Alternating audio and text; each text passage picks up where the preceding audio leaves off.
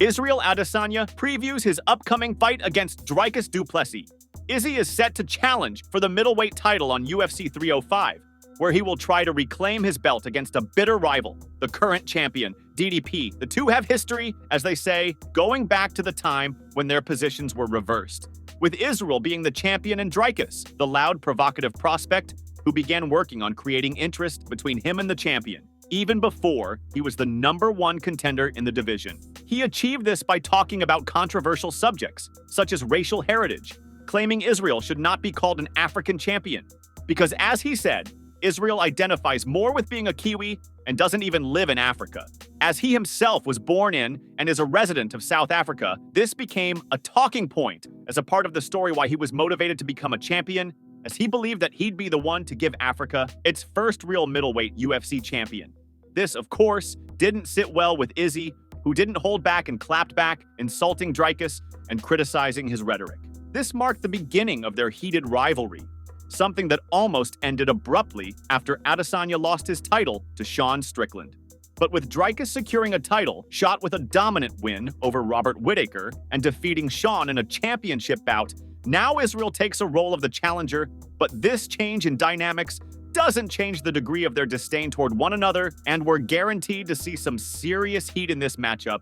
Israel commented on the upcoming fight, reacted to their first face-off and broke it all down, saying the following, quote, "So I went up, and then he took his time, came up, and tried to charge towards me, and I stood my ground. It's almost like a switch. The alter ego, the beast of mine showed up. He's still there, the dragon's still there. South Africans, they are my people. But on the August 18th, the cultures will clash in a different way," end quote. Belal Muhammad reacts to newly claimed championship and talks potential future matchups, with Kamaru and Colby Covington coming off losses, Leon just having lost the belt, and Chimaev having moved up to middleweight. There is no clear-cut big-name contender for the title in the welterweight division. Still, Usman and Covington are likely viable options for UFC at this time, but there's also Shavkat Ramonov, who's on an impressive winning streak, so nothing is certain at this point, and this all fuels the speculation around the topic. Muhammad talked about these possible options, saying, quote, "Colby Covington is a joke. I was in Australia when he got hit with a boomerang. He has lost 3 title fights. All I needed was one time to do it. You'll never touch the gold. You'll never be who I am. Just keep talking, brother. You said keep the same energy when I see you. Please, I beg you, let me see you. Because unless he fights other guys, he's not gonna get a title shot, but I hope he goes on a good run, beats some of these contenders, and figures a way out to fight me in the cage. As far as Kamaru, he's up there with GSP, right? Even Dana White said that he thinks Usman is a better welterweight than GSP. So, for my legacy and for my name, he was always the guy that I looked at and wanted to beat before Leon did it. So, of course, if he ends up getting back into the mix and his name gets thrown at me, I would never turn it down, because he is up there with the greatest welterweights.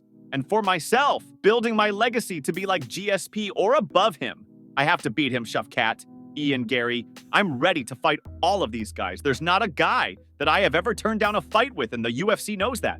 For me now, I think December would be perfect.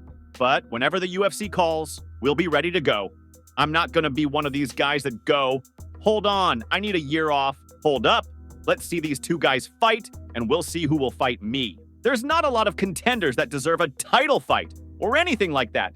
I'm ready, just point them out. I see it being Shavkat, and if he had fought JDM, he would have been a more clear-cut #1 contender. For me, he's the boogeyman that they all say he is. And it would be between him and, honestly, Usman because of legacy and who he is. Dana just has to call me and let me know, and I'll say, all right, let's go, end quote. Dana White shares thoughts on Belal Muhammad becoming a champion after beating Leon Edwards on UFC 304. The welterweight belt changing hands came as a shock to a large portion of the MMA community, who were as much frustrated as they were in disbelief after the new most hated champion in UFC arrived, especially considering the fact that Leon wasn't much of a fan favorite either. So it seems that enthusiasm from fans on the 170-pound division has hit a low point. The last time there was real excitement and anticipation to the welterweight title fights was by the end of Kamaru Usman's run, as the question of how long he could defending the title became more and more interesting. After UFC 304, the welterweight division has an unpopular champion, with not a fan-friendly style, and with no challengers on the horizon that would make the championship fight highly sellable to the casual masses. After his UFC 304 interview with the media on the post-fight press conference, in which Dana was visibly irritated by the results of the card, including 7 straight decisions, the Mokaev situation, and most likely Belal winning, question on the future of the welterweight division became even hotter, especially considering that Dana hinted the UFC was already working on Belal's next fight. The general sentiment was that Dana just wanted to get rid of Belal as a champion as soon as possible, and that he was doing everything in his power to meet that objective. In his latest interview with Kevin Iole, Dana commented on the Belal situation, saying the following, quote, "He's a nice guy. Belal Muhammad is a good guy.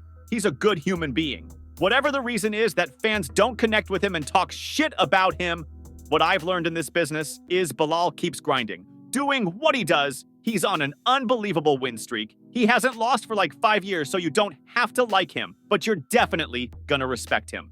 Everybody thinks that I don't like Belal and that I'm gonna unalive myself now that he became a champion. But no, that's not true," end quote. Dana also went off on media, as usual, after getting asked about a reporter's provocative question about UFC banning flags during a walkout. Quote, "That guy was baiting me like many of these media guys do. First of all, the only thing about the flag is that you can't drape it over the octagon because it blocks the sponsor logos. And that includes every flag, not just a specific one. You just always have that one asshole reporter that tries to bait and stir shit up," end quote. Chael Sonnen comments on Conor McGregor and speculates about his future in the company, doubling down on his earlier shared stance that McGregor's pinky toe injury pullout story was really a cover-up. Chael had earlier speculated that the reason Conor pulled out of the Chandler fight was not an injury, but rather a trip to a rehab center to get help for his drug addiction. With no update on UFC's plans, rescheduling the McGregor versus Chandler fight, and McGregor continually appearing in bars and restaurants or various events, often seen with alcohol in hand, with those moments captured and shared on social media, the former lightweight and featherweight UFC champion leaves an impression of a retired fighter, more than one that plans on fighting this year. Although dying down, there is still some interest from fans, including casual ones, to see Conor in the octagon at least one more time. Chael unpacks this all, saying the following, quote, "When that fight fell through, nobody seemed upset except us, the fans, and the cover-up was always worse than the crime. I do not believe that Conor McGregor pulled out due to a toe injury, but I also don't believe that Conor had a toe injury. I have to share for you, this is Chael's opinion. I never bought that story. I never suspected anything until Conor McGregor took a picture of a toe and posted it on his social media. It was only then that I go, oh, we have a cover-up going on. You would post your face in the picture too. That was my thought. That's not expert piece of evidence, but it's really hard for me to believe that a guy that had his leg broken in half, who was gonna get rushed to the hospital, was such a professional that he called Joe Rogan to sit down and he finished his interview because that was the job. It's hard for me to believe that he pulled out of a job a month early because of a pinky toe, which may or may not be broken, and which may or may not belong to him. I, moreover, had a larger issue with it, because how did it happen? If Conor hurt his toe, how? And who was there? And what were you doing? The UFC knows the actual reason. And whatever the reason is, it is disqualifying UFC's belief that Conor is coming back. End quote.